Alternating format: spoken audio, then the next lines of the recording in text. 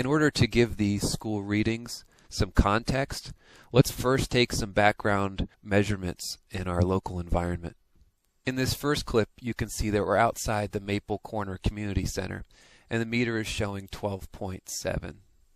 In the second clip, you can see that we're at Curtis Pond, and the meter is showing 14.0. Here we are at the East Calais Post Office, and the meter is showing 11.1. So what do these numbers mean? As a point of reference, here is a measurement taken out in the forest, away from all but the most distant sources of radiation. The meter shows 11.1.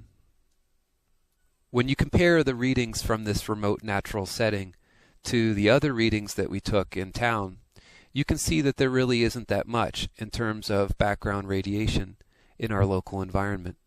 Now that we've done the background environmental testing, let's go over to the school.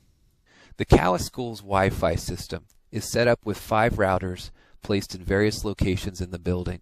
There is Wi-Fi access throughout the school, with emphasis in certain areas such as the library, the community learning classroom, and the upper grades.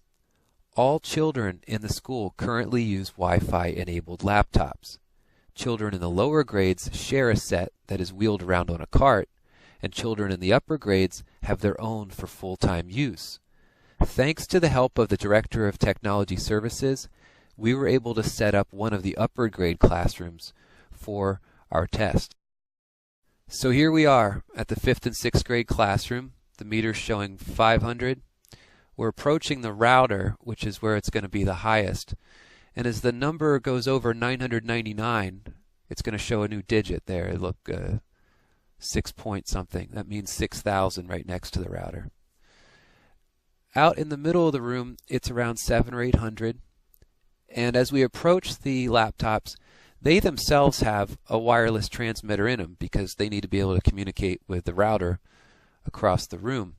So it becomes a stronger signal right next to the transmitter, which is in the back of the screen.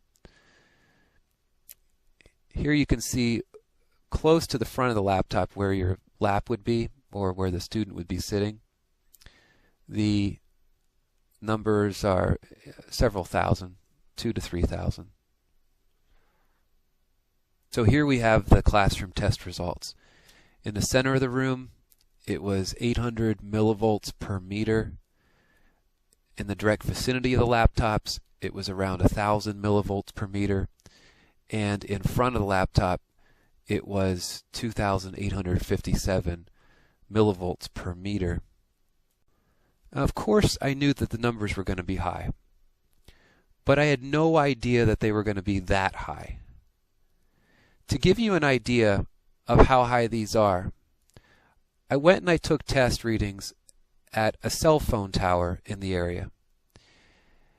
And the readings show pretty much the same as what's in the classroom, but nowhere near what the children would be exposed to if they were leaning over their Wi-Fi enabled laptops.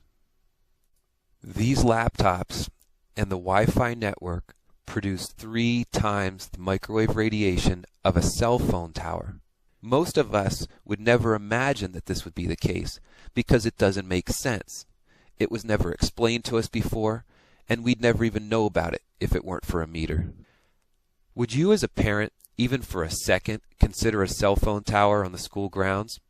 How about one in the classroom? Well, without even knowing it, you consented to placing one in your child's lap. What does this mean in terms of a health issue? I don't even think we know at this point because this is such a new technology. This is the first generation of humans ever to experience direct and constant microwave radiation. What could the long-term health effects be if this does turn out to be harmful? Well, a recent study of cell phones found that long-term users, meaning those who had used one for over 10 years, were found to have a much higher cancer rate. What really stood out were the results for those who had started while young.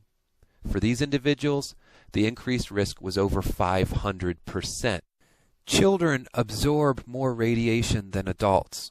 Their bodies have a higher water content, and this makes them more conductive to the radiation.